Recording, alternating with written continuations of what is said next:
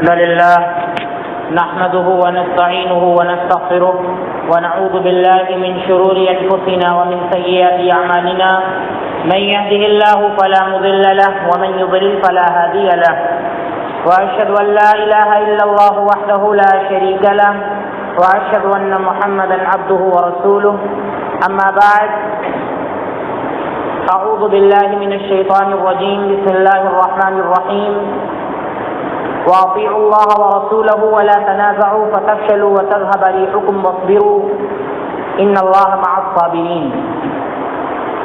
وقال النبي صلى الله عليه وسلم بني الإسلام على 5: شهادة أن لا إله إلا الله وأن محمد رسول الله وإقام الصلاة وإيتاء الزكاة وصوم رمضان وحج البيت من استطاع إليه سبيلا. محترم اسلامی و دینی بھائیوں، گزشتہ خطبہ جمعہ میں آپ کے سامنے یہ بات پیش کی گئی تھی کہ اس امت کے ایک ہونے کی سب سے بڑی بنیاد یہ ہے کہ یہ امت ایک اللہ کو مانتی ہے، ایک اللہ کے حق کو پہچانتی ہے اور ایک اللہ کی عبادت کرتی ہے. یہ امت کے ایک ہونے کی اور امت کے درمیان اتحاد اور اتفاق کی سب سے بڑی بنیاد ہے. اتحاد اور اتفاق کے اندر بڑی طاقت ہوتی ہے اور اللہ رب العالمین کو ایک مان کر ہی امت کے درمیان اتحاد پیدا کیا جا سکتا ہے، کیونکہ امت مسلمہ کا، اس امت کے رسولوں کا اور اس امت کے اصحاب کا، اس امت کے بزرگان دین، ائمہ دین کا یہ عقیدہ رہا ہے کہ اللہ رب العالمین کے سوا کوئی معبود نہیں ہے اور وہی عبادت کے لائق ہے اور وہی تمام جہانوں کا پالنہار ہے. اس بات پر سب کا اتفاق رہا ہے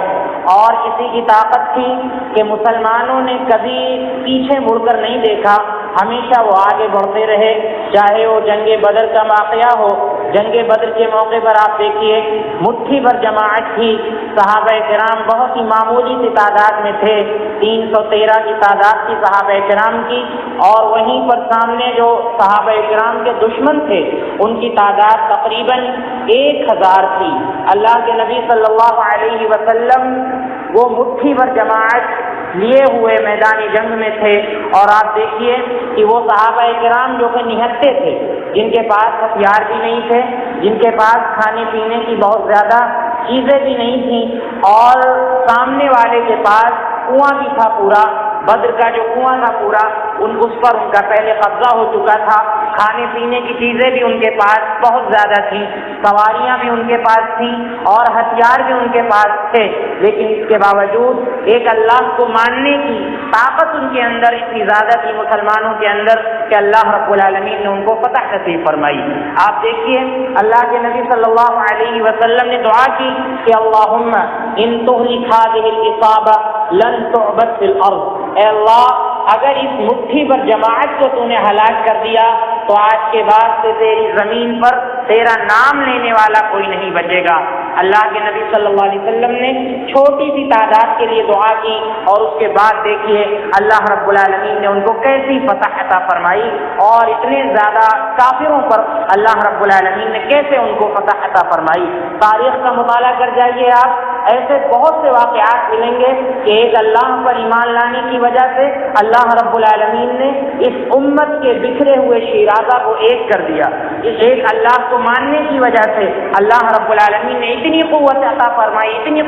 فرمائی کہ مسلمانوں نے نہ جانے کتنی جگہوں پر امن قائم کر دیا. یہ اندلس جس کو آج ہم اسپین اور پرتگال کے نام سے جانتے ہیں، یہاں پر طارق ابن زیاد اور موسیٰ ابن نصیر ان دونوں نے مل کر لشکر کشی کی تھی. آپ دیکھیے طارق ابن زیاد نے جب یہاں پر لشکر کشی کی تھی تو آگے سمندر تھا اور پیچھے دشمنوں کی فوج تھی. ایک اللہ پر اتنا بھروسہ تھا، اتنا پکا ایمان تھا کہ انہوں نے کشتیوں میں آگ لگا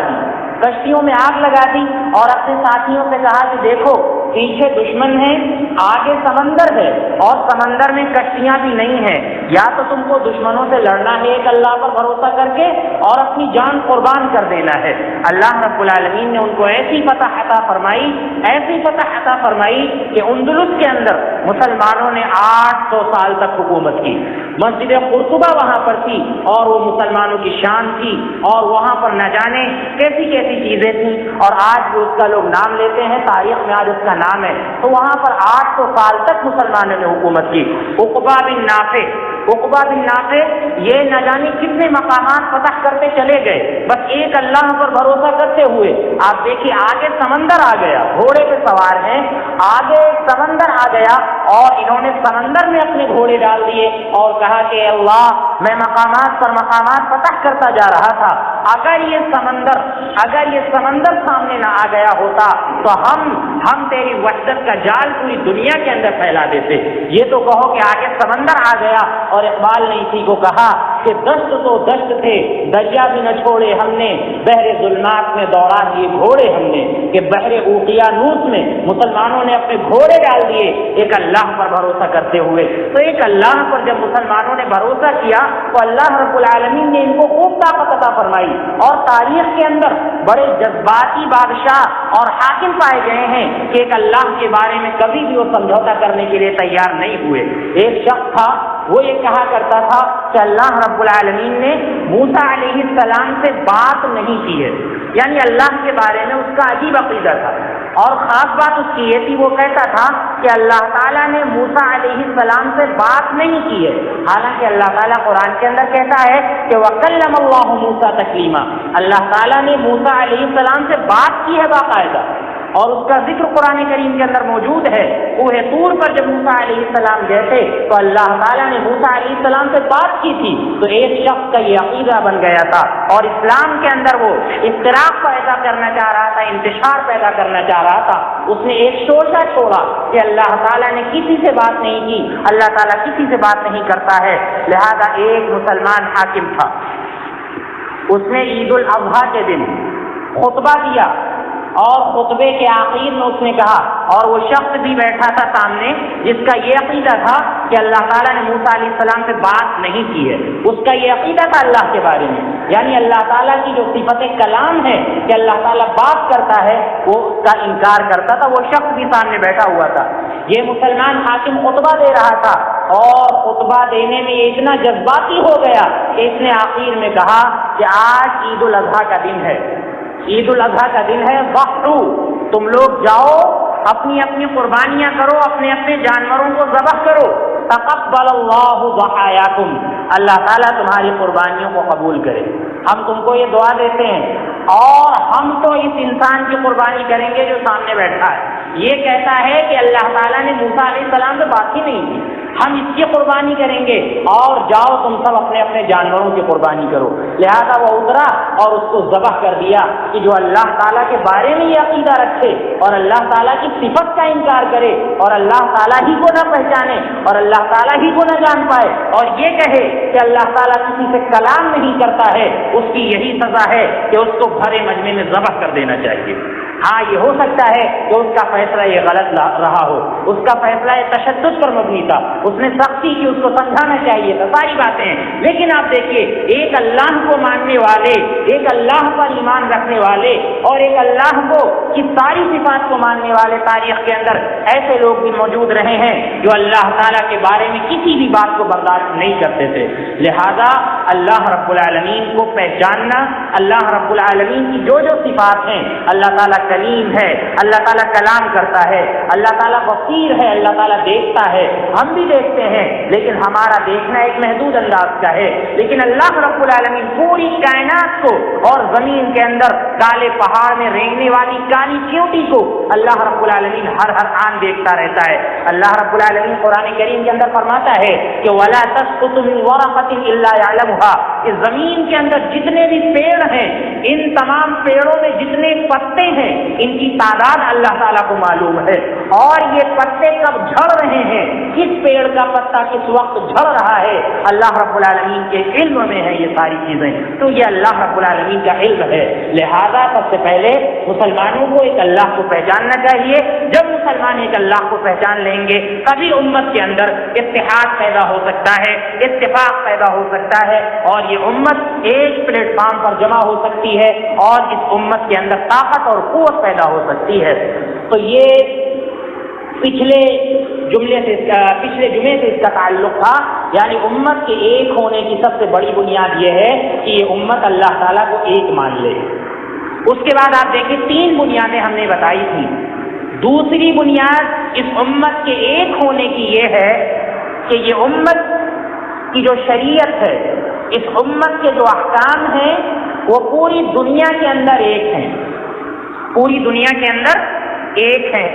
سارے احکام. ہم نے آپ کے سامنے حدیث پڑھی، اللہ کے نبی صلی اللہ علیہ وسلم نے فرمایا کہ بنی الاسلام علی 5، کہ اسلام کی بنیاد 5 چیزوں پر ہے. شہادت اللہ الہ الا اللہ وان محمد الرسول اللہ، اس بات کی گواہی دینا کہ اللہ کے سوا کوئی معبود نہیں اور محمد صلی اللہ علیہ وسلم اللہ کے رسول ہیں.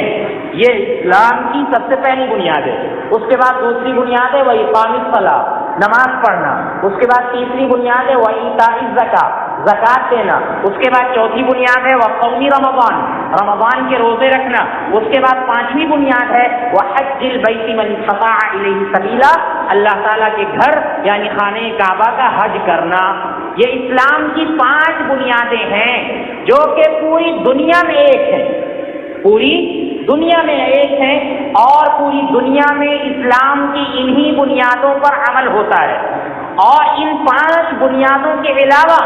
جو بھی اسلام کے احکام ہیں وہ پوری دنیا کے اندر ایک ہیں. یہ بھی اس امت کے اتحاد کی بہت بڑی بنیاد ہے. یہ سارے احکام اس امت کے ایک ہیں. پھر ان احکام کے اندر آپ غور کرتے جائیں گے کہ ایمان اللہ تعالیٰ کو ایک ماننے کے بعد اور نبی صلی اللہ علیہ وسلم کو اللہ کا رسول ماننے کے بعد جو دوسری سب سے پہلی بنیاد ہے وہ یہ کہ نماز قائم کی جائے. اور نماز قائم کرنے میں بھی جو مرکزیت ہماری شریعت نے رکھی ہے اس پر ذرا آپ دھیان دیں کہ اللہ رب العالمین فرماتا ہے کہ فولی وجہک شطر المسجد الحرام وحیث ما کنتم فولوا وجوہکم شطرا، کہ اے مسلمانوں اور اے نبی صلی اللہ علیہ وسلم آپ اپنا رخ نماز کے وقت کعبے کی طرف کر لیجئے. یہ اللہ تعالیٰ نے قرآن کریم کے اندر حکم دیا ہے. اور اللہ تعالیٰ نے فرمایا کہ وحیث ما کنتم فولوا وجوہکم شطرا، اے مسلمانوں تم جہاں کہیں بھی ہو پوری دنیا میں کہیں بھی تم نماز پڑھ رہے ہو لہذا اپنا رخ خانہ کعبہ کی طرف کر لو. لہذا آج پوری دنیا کے مسلمان ایک خانہ کعبہ کو اپنا قبلہ مانتے ہیں اور اس کو قبلہ مانتے ہوئے اسی کی طرف رخ کر کے نماز پڑھتے ہیں. یہ امت کے اتحاد کی سب سے بڑی مثال ہے. اگر کوئی شخص کسی اور قبلے کی طرف رخ کر کے نماز پڑھے تو یہ شرط ہے اور ایسے شخص کی نماز نہیں ہوگی. تو یہ امت کی مرکزیت ہے، اس امت کے اتحاد اور اس امت کے اتفاق کی سب سے بڑی دلیل ہے کہ اسلام کا جو دوسرا فریضہ ہے یعنی نماز قائم کرنا، اس میں پوری امت ایک کعبے کی طرف اور ایک قبلے کی طرف رخ کر کے نماز پڑھتی ہے. اسی طرح سے نماز کے اندر اور بھی جو ساری چیزیں ہیں ان پر آپ غور کر لیجئے تو پتہ چلے گا کہ پوری دنیا میں ایک نماز پڑھی جاتی ہے. مسلمان جس انداز سے نماز پڑھتے ہیں جیسا کہ اللہ کے نبی صلی اللہ علیہ وسلم نے فرمایا کہ صلوا کما رأیتمونی اصلی، کہ نماز تم لوگ اس طرح سے پڑھو جس طرح سے تم لوگ نماز پڑھتے ہوئے دیکھتے ہو. لہذا پوری دنیا میں مسلمانوں کی نماز ایک ہے، یعنی ایک رکعت میں ایک رکوع ہوتا ہے، 2 سجدے ہوتے ہیں، پہلے رکوع ہوتا ہے، سجدے دونوں بعد میں ہوتے ہیں، اور اسی طرح سے 2 سلام پھیرے جاتے ہیں. اس طرح سے پوری دنیا میں مسلمانوں کی نماز ایک ہے. اب اگر اپنی کوئی نماز بدل لے، پہلے سجدہ کرنے لگے بعد میں کھڑے ہو کر رکوع کرے یا کچھ اور کرنے لگے نماز کے اندر بڑی تبدیلی، تو ظاہر سی بات ہے ایسا انسان امت میں مل کر نہیں رہنا چاہتا. اور دنیا میں ہو سکتا ہے کہ کچھ لوگوں کی نماز الگ ہو، کچھ لوگوں کی نماز الگ ہو، تو انہی کے تعلق سے ہم نے کہا تھا کہ ان سے جو ہے کبھی بھی ہمارا اتحاد نہیں ہو سکتا، کیونکہ مسلمانوں کی جو نماز ہے وہ بالکل ایک ہے اور پوری دنیا میں اسی انداز سے اسی طرح سے مسلمان نماز پڑھتے ہیں. اب ہاں ایک بات ہے، نماز کے اندر بعض فروعی مسائل ہیں، بعض فروعی مسائل ہیں تو ان کا تعلق پڑھنے پڑھانے سے ہے، ان کا تعلق مطالعے سے ہے، ان کا تعلق تحقیق سے ہے. لہذا وہ اختلاف بہت بڑا اختلاف نہیں مانا جاتا ہے. ورنہ آپ دیکھ لیجیے پوری دنیا میں فجر میں 2 رکعت فرض پڑھی جاتی ہیں، ظہر میں 4 پڑھی جاتی ہیں، عصر میں 4، مغرب میں 3 اور عشاء میں 4 پڑھی جاتی ہیں. اسی انداز کی نماز پوری دنیا میں پڑھی جاتی ہے. لہذا اس امت کے اتحاد کی یہ بہت بڑی بنیاد ہے اور بہت بڑی مثال ہے. اور آپ دیکھ لیجیے، اور اس نماز میں آپ دیکھیے اجتماعیت کا کتنا بڑا ہماری شریعت نے درس دیا ہے کہ اللہ کے نبی صلی اللہ علیہ وسلم نے فرمایا کہ اگر کوئی انسان بلا عذر گھر میں نماز پڑھ لیتا ہے، مسجد میں نہیں آتا ہے، یعنی مسلمانوں کے ساتھ جمع ہو کر ایک ساتھ پیر سے پیر ملا کر کندھے سے کندھا ملا کر ایک امام کے پیچھے نماز پڑھنے مسجد میں نہیں آ رہا ہے، تو اللہ کے نبی صلی اللہ علیہ وسلم نے فرمایا کہ میرا جی چاہتا ہے کہ میں کسی کو حکم دوں کہ وہ اذان دے، پھر میرا جی چاہتا ہے کہ مصلی پر میں نہ کھڑا ہوں بلکہ کسی اور کو کھڑا کروں اور جاؤں ان لوگوں کے گھر کی طرف جو مسجد میں جماعت سے نماز پڑھنے کے لیے نہیں آئے ہیں، فَأُحَرِّقَ عَلَيْهِمْ بُيُوتَهُمْ، میں ان کے ساتھ ان کے گھروں میں آگ لگا دوں۔ میرا یہ جی چاہتا ہے کیونکہ وہ مسجد میں نہیں آئے ہیں، جماعت سے نماز پڑھنے کے لیے مسجد میں نہیں آئے ہیں، اس لیے میرا جی چاہتا ہے کہ ان کے گھروں میں آگ لگا دوں۔ یہ اللہ کے نبی صلی اللہ علیہ وسلم نے فرمایا ہے، اور اجتماعیت کا بہت بڑا درس ہے کہ ایک انسان گھر کے اندر تنہا نماز پڑھے، یہ اچھا نہیں معلوم ہوتا ہے، لہذا اسی لیے ہمارے نبی محمد عربی صلی اللہ علیہ وسلم نے فضیلت بیان فرمائی ہے کہ ایک شخص گھر میں نماز پڑھتا ہے، یعنی جمع ہو کر مسلمانوں کی جماعت کے ساتھ نماز نہیں پڑھتا ہے، لہذا اس کا ثواب 25 یا 27 درجہ کم کر دیا جاتا ہے، اور جماعت سے نماز پڑھتا ہے تو اس کا ثواب 25 درجہ یا 27 درجہ بڑھا دیا جاتا ہے، اللہ کے نبی صلی اللہ علیہ وسلم نے فرمایا۔ تو اس کے اندر بھی اجتماعیت ہے۔ آپ دیکھیے، اگر ایک شخص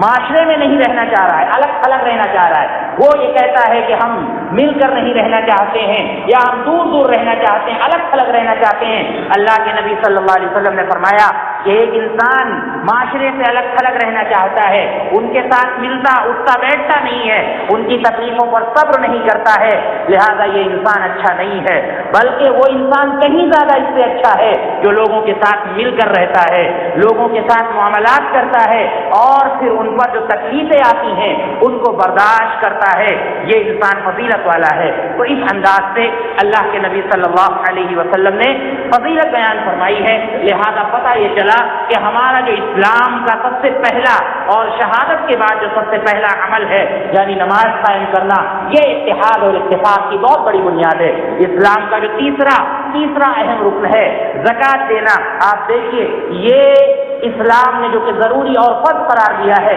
اس میں بھی معاملہ یہی ہوتا ہے کہ معاشرے کے جو پسماندہ لوگ ہیں، جو پچھڑے ہوئے لوگ ہیں، جو غریب ہیں، ان کا خیال کرتے ہوئے ہماری شریعت نے یہ درس دیا ہے کہ امیروں کے ساتھ غریب بھی خوشیوں میں شریک ہو سکیں، لہذا زکوٰۃ کو صاحب نصاب پر ضروری اور فرض قرار دیا ہے کہ سال گزرنے پر ان کے لیے زکوٰۃ کا نکالنا یہ ضروری ہے۔ اسی طرح سے آپ دیکھیے اسلام کا جو چوتھا فریضہ ہے وہ صوم رمضان کے روزے رکھنا، لہذا ایک انداز سے پوری دنیا میں روزہ رکھا جاتا ہے، اور روزے کے اندر کے جو مسائل ہیں کہ اللہ کے نبی صلی اللہ علیہ وسلم کس انداز سے سخاوت کرتے تھے اور کس انداز سے غریبوں کو دیتے تھے اور کس انداز سے اللہ کے نبی صلی اللہ علیہ وسلم مل کر رہتے تھے، اور پھر رمضان کے آخر میں جو صدقۃ الفطر نکالا جاتا ہے اس میں بھی کس انداز سے غریبوں کا خیال کیا جاتا ہے، تو اس کے اندر بھی اتحاد اور اتفاق کا بہت بڑا درس ہے۔ آپ دیکھیے یہ جو 4 فرائض تھے یہ انسان اپنی اپنی جگہ پر ادا کرتا ہے، اپنے اپنے علاقے کی مسجد میں انجام دیتا ہے، لیکن اس کے بعد جو اسلام کا 5واں رکن ہے یعنی حج، اس کو